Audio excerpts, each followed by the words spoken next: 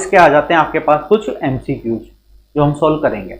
MCQs में number 1 आता है, following occupational disease are notifiable under the Indian factory act except. तो factory act में मैंने बताया था आपको कि सारी डिजीज हैं, केवल बेगाओसिस नहीं है, क्योंकि बेगास ये फंगस से होता है और ये इंक्लूड इसके अंदर नहीं आता। इसका आंसर बेगाओसिस हो जाएगा। नेक्स्ट क्वेश्चन है question number 2, ideal periodical examination of worker in any industry is done every day month year and depends on the type of exposure. तो आप टाइप ऑफ एक्सपोजर के अकॉर्डिंग आप चेंज करोगे। तो lead है तो lead में आपको पर मंथ करना पड़ेगा, किसी किसी में साल में भी होता है। क्वेश्चन नंबर 3 आ जाता है, Indian constitution has declared that children less than how many years should not be employed in the factories और माइंस। तो हमने बात करी थी कि इंडियन कॉन्स्टिट्यूशन जब 1948 में इंडियन कॉन्स्टिट्यूशन बन रहा था तो उस दौरान 1948 में फैक्ट्री एक्ट आया था।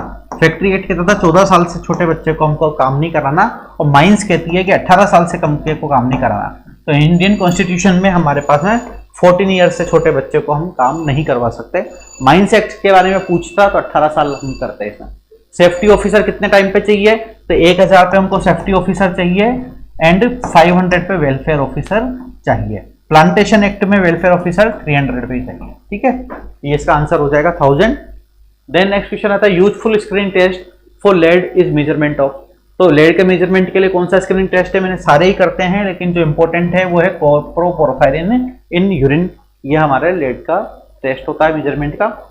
Then lead poisoning industry commonly occurs in due to reason क्या है, इनहेलेशन। बताया था ये आपको, इनहेलेशन जो है लेड पॉइजनिंग करता है, मोस्ट कॉमन है। Then inhalation of sugar cane dust could cause, sugar cane dust से क्या होता है, बेगासोसिस होता है। फिर all are the feature of silico tuberculosis except high sputum FB positive, children of such case do not get disease, impairment of total lung, nodular fibrosis. तो मैंने आपको बताया था सिलिका की वजह से जो टीबी होता है उसके अंदर एफबी स्पुटम पॉजिटिव नहीं आता। डेथ होने के बाद भी लंग्स का जब बायोप्सी करी गई, जब उसका पोस्टमार्टम किया गया तो लंग्स में एफबी पॉजिटिव नहीं निकला, लेकिन उसको टीबी था। तो यह इसका आंसर होगा ए, हाई स्पुटम में एफबी पॉजिटिव देखने को नहीं मिलता सिलिकोसिस के अंदर, और बच्चों में नहीं होता। ये बात भी मैंने बता दी थी आपको, बच्चों में और औरतों में नहीं होता। क्वेश्चन नंबर 9 है, all are the disease manifestation associated with low temperature. तो लो टेम्परेचर से क्या क्या होता था, चिलबेंस बताया था, फ्रोस्ट बाइट बताया था, ट्रांसमिट बताया था, प्रिकली हीट किससे बताया था, प्रिकली हीट यानी हीट से बताया था। तो लो टेम्परेचर से नहीं, वो हाई टेम्परेचर से होता है। इसका आंसर बी बन जाता है। देन है periodical examination of factory worker is a type of. तो आप जब एग्जामिनेशन कर रहे हो तो क्या निकाल रहे हो, अर्ली डायग्नोसिस एंड ट्रीटमेंट। कोई भी एग्जामिनेशन है वो हमेशा सेकेंडरी प्रिवेंशन होता है, अर्ली डायग्नोसिस एंड ट्रीटमेंट का पार्ट होता है। Then question number 11, the minimum air space पर worker prescribed by Indian factory act कितना होता है, 500 क्यूबिक फीट होता है। उसमें रहेगा बताना, ये यहाँ पे आप देख लेना। Then maximum permissible level of whole body occupational exposure to ionizing radiation, ये पढ़ाया था इसमें अपन ने, 5 रेडिएशन पर ईयर बताया था, 5 ग्राम पर ईयर। नेक्स्ट क्वेश्चन है, व्हाइट फिंगर्स में result from which of the following occupational hazard. White finger hand arm vibration syndrome and white finger साथ साथ बताई थी। तो व्हाइट फिंगर हमारे को वाइब्रेशन के अंदर देखने को मिलेगी। Then respirable dust responsible for pneumoconiosis has a size limit of, कितना बताया था, 0.5 से 3 माइक्रोन ये साइज होता है रेस्पिरेबल डस्ट का, यानी कि लेस देन 5 होगा इसका आंसर, क्योंकि इसमें लेस देन 1 नहीं आएगा, क्योंकि 3 माइक्रोन वाला भी कर सकता है। तो लेस देन 5 में दोनों आ गए, लेस देन 10 तो है ही नहीं, क्योंकि 3 से ऊपर में आ जाएगा वो, फिर इसका आंसर लेस देन 5 हो जाएगा।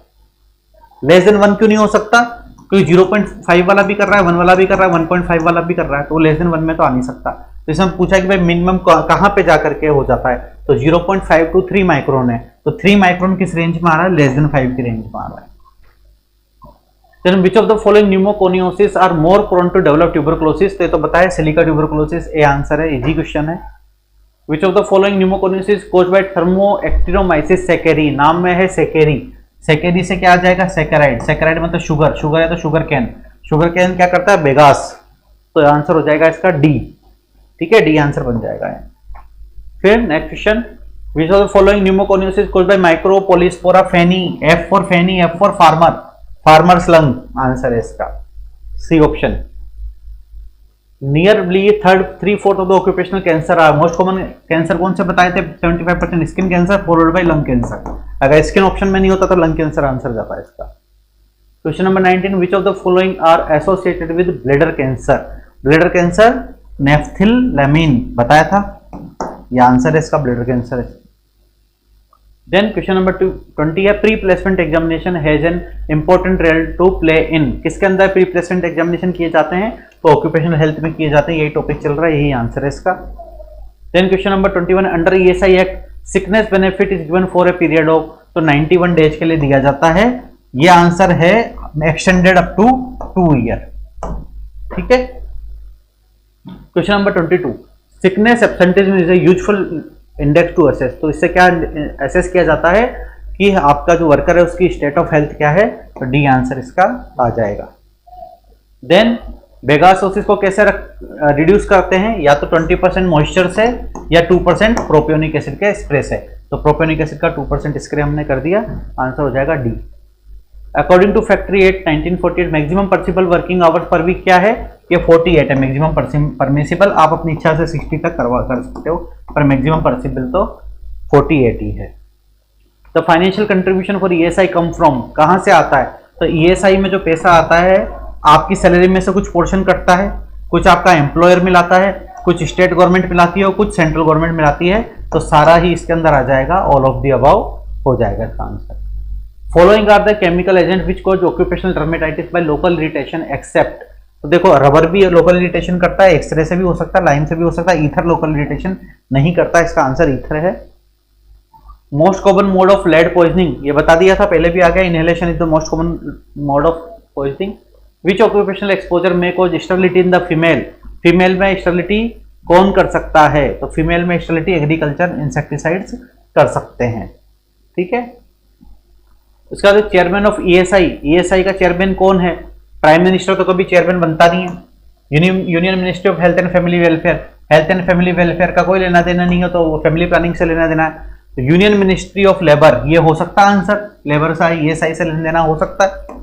और यूनियन मिनिस्ट्री ऑफ एचआरडी, तो एचआरडी का भी कोई काम नहीं है इससे, तो ईएसआई ऑक्यूपेशन के लिए काम करता है, लेबर के लिए काम करता है, इससे यूनियन मिनिस्टर ऑफ लेबर इसका चेयरपर्सन होता है।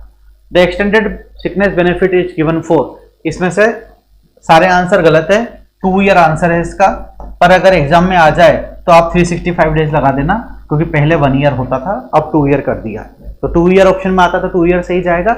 अगर 2 ईयर नहीं आता ऑप्शन में तो आपको 1 ईयर 365 डेज कर देना। तो ये हमारा ये ऑक्यूपेशनल वाला प्रोग्राम आज खत्म हो जाता है। इसके